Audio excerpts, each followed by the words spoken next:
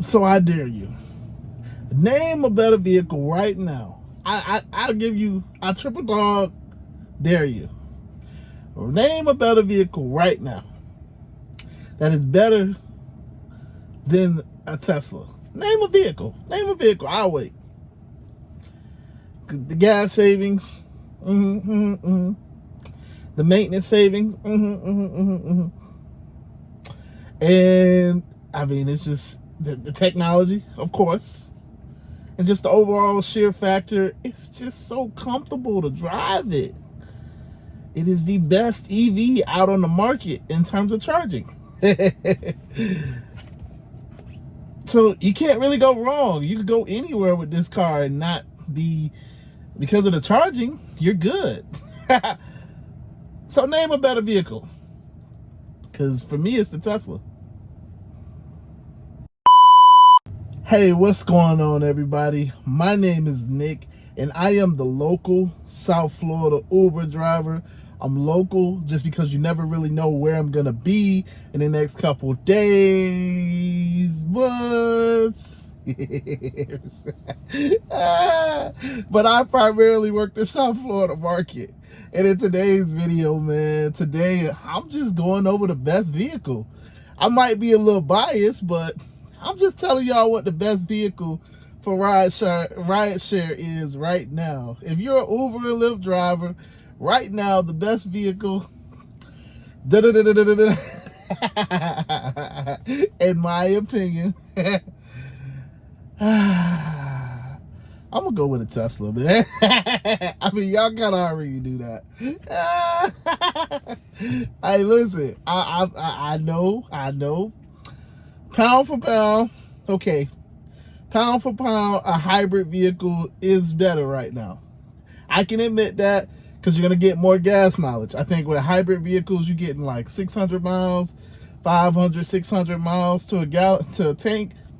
Okay, yeah. But hybrid vehicles, what happens when you got to do maintenance? You can't just do basic maintenance. You got to, it's all of those extra moving parts and all of that stuff. And when stuff breaks, because y'all always like to tell me when bad things happen, it's going to be extremely expensive for a hybrid vehicle over a normal vehicle. So, whatever. I mean, I get it. The Priuses, the Camrys, the Accords. Okay, if that's what you want, yeah, okay. Then, of course, you got the bigger vehicles, well, when I say bigger, you got the mid-size SUVs, so your RAV4s, your QX60s. Okay, I get it. For you people that need an SUV, yeah, it's a little bit bigger. Okay, I get it. Yeah, whatever. And especially if you talk about the RAV4 hybrid, okay, you're going to get a little bit better gas mileage. All of that is true. But for me, it's still the Tesla because of the cool factor, man. Listen, you can't get this type of technology in any other vehicle right now, okay? And just in terms of technology, how fluid it is, how nice it is, how it all works. And then the charging stations. Look, I know y'all be talking about, oh my gosh, I would never get an EV vehicle. Oh my gosh, it takes forever to charge them things. Oh my gosh, it's so annoying. I get all of that. But what you all don't get is that in a Tesla, it's just that much easier. So if you got another vehicle, a Lucid, Mach-E, what's the other ones? Rivian. Yeah, it's just that much more annoying. Because, again, I tell everybody, imagine going to a gas station and all of the stalls are broke. And you don't know that they broke. So you just sitting there like, okay, all right, well, let me go to this stall. Okay, all right, let me try to pump the gas. Oh, the gas ain't, why the gas ain't really coming out? Is there no gas at this gas station? Let me go to the next one. Or maybe it's the next one. And you just sitting there trying to, just going to each stall because they don't got no papers up. Imagine doing that at every gas station you go at, like not knowing if it's going to work or not. That's what it's like when you dealing with these other networks. This is why all of the EVs are trying to get on the Tesla network, because the Tesla network is the best network. Just saying. The Tesla network works. That's the whole point. You don't have to think twice about it. It charges your card. All you do is you go to a pump, a charging station. You plug in your car, and then you sit down. That's it. That's how easy it is. You don't think any more of it. It's not like a gas pump where you got to put your, you got to swipe your debit card. Okay, you gotta, you gotta get an authorization hold. You pump the gas, and then you gotta you gotta click the button, plug it into your car. Okay, fill it up. See, I'm trying to make this sound really clunky, because y'all be blowing me with these with y'all comparisons with EVs. Listen, all you do with an EV, you get out your car, you go get the little thing, you plug it into your car like you would your phone, and then you sit back down. That's it. Ain't nothing else to it. You ain't plugging in your debit card out there, standing in the street. You ain't doing none of that. You don't have to go inside, talk to the register. Hey, what gas pump am I at? Oh, yeah, I think I'm gas pump number 2. Can I get $50 on number 2? Ain't none of that. All you do is you get the pump. I keep saying pump now. You get the little plug, you plug it into your car, and you sit back inside the car and watch TV. And it'll alert you. It'll give you a little alert. Hey, charging's done. Charging's up. Charging's going to be up in 5 minutes, whatever. You get an alert. You get out. You press the little button. You pull the plug out, and then you put the plug back into its place. That's it. So again, I don't know why this became a tutorial for how to charge a Tesla. The point is that, when you talk about the best car for rideshare, the best car is undoubtedly, in my opinion, is going to be a Tesla, man, because you just can't beat the system. You can't beat the overall feel. You don't get the technology unless, lastly, okay, everybody, yeah, that's cool. You might be able to get other cars and all of that stuff. I know everybody's thinking about their own car. Oh, it might be a Camry because it's a little bit more space in the trunk. It might be a Honda because it is. It might be a RAV4, QX60, an Escalade, Rivian, something. You gonna name something. But you know what all of those cars don't have? Hold on. You want to know what all of those cars don't have? They can't drive themselves. Hey, Tesla right now has the best self-driving software.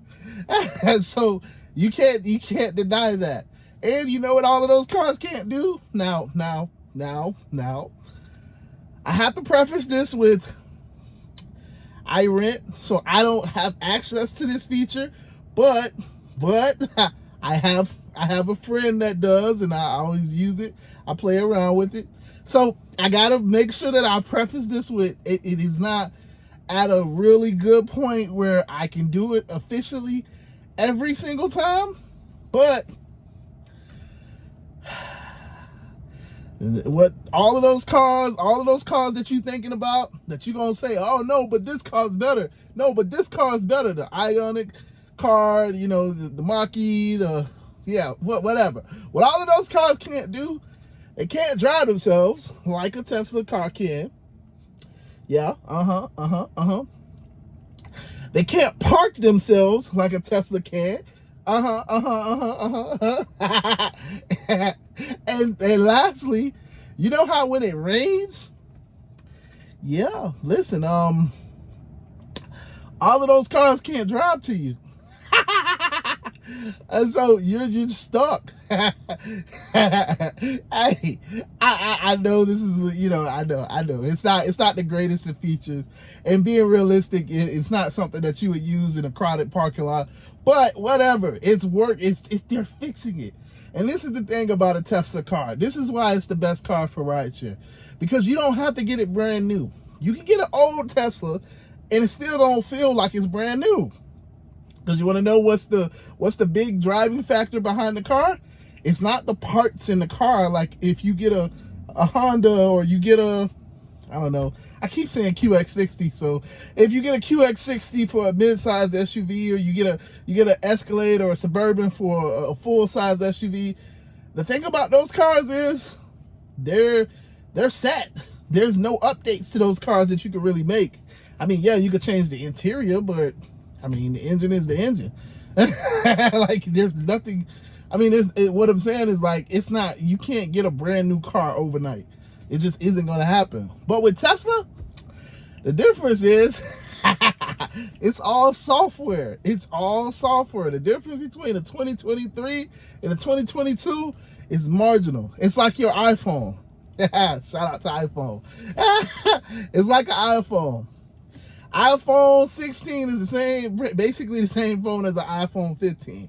Unless you're a tech nerd, and unless you like really go deep into the software and the hardware and all of that stuff, the software is literally the same. It runs smooth, and that's the whole point of why they got engineers and stuff to make it run smooth on the older versions, just like on the new versions. I mean, yeah, there's small differences and stuff like that, but overall, you don't need a brand new car. So all of y'all that like to be like, well, you should go get a old junker and and work it out. The problem with all of that is that those cars break down. That's the point of a junker.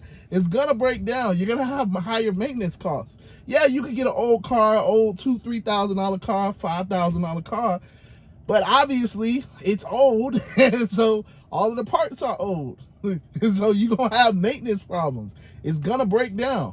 So yeah, I mean, I hear you when you guys say go get an old car, go get a hybrid, go get a Prius, go get an Escalade. I've heard it, but right now I'm telling you, a Tesla is the best bet, because you don't have to get a brand new one, and the old ones are running like new. So you know what I'm saying, and they're cheap right now.